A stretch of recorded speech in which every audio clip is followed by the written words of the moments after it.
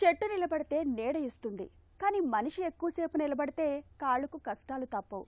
రోజు మొత్తంలో ఎక్కువసేపు నిలబడి పనిచేసే టీచర్లు, సెక్యూరిటీ గార్డులు, సేల్స్ ఉద్యోగాలు చేస్తున్న వారి కాళ్లకు ఇవాళ పెను సమస్యలే ఎదురవుతున్నాయి. కాళ్లలో నరాలు ఉబ్బిపోవడం, వాపు రావడం, చర్మం నల్లబడడం, రాత్రులు కాళ్లలో మంట పెట్టినట్టుగా ఉండడం, ఇవన్నీ నిలబడి పనిచేయడం వల్ల ఎదురవుతున్న చిక్కులే అంటారు డాక్టర్లు.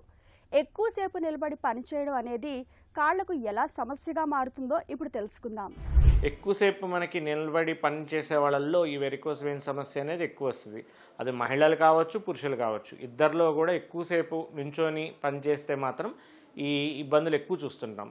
అందుకనే మనం మహిళల్లో కానీ, టీచర్స్లో కానీ, లేకపోతే పోలీస్ పర్సన్ అంటే మనకి ట్రాఫిక్లో నుంచొని ఎక్కువసేపు ఉండడము, ఇలాంటి అందరిలో కూడా ఎవరైతే నుంచొని ఎక్కువసేపు ఒకే చోట ఉండి జాబ్ చేస్తున్నారో వీళ్ళందరికీ కూడా ఈ సమస్యలు అయితే చూస్తూ ఉంటామండి. Prevention is better than cure అని అంటారండి. ఎందుకంటే మనం రాకుండా జాగ్రత్తలు అనేది చాలా ముఖ్యం.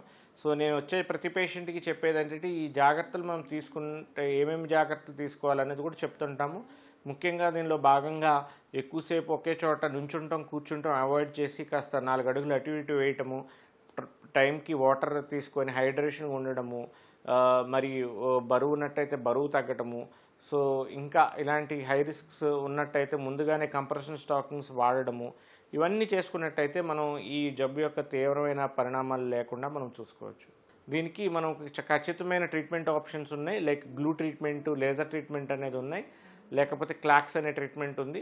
ఈ ట్రీట్మెంట్ ఆప్షన్స్ చేసుకుంటాం అనేది ఉత్తమం.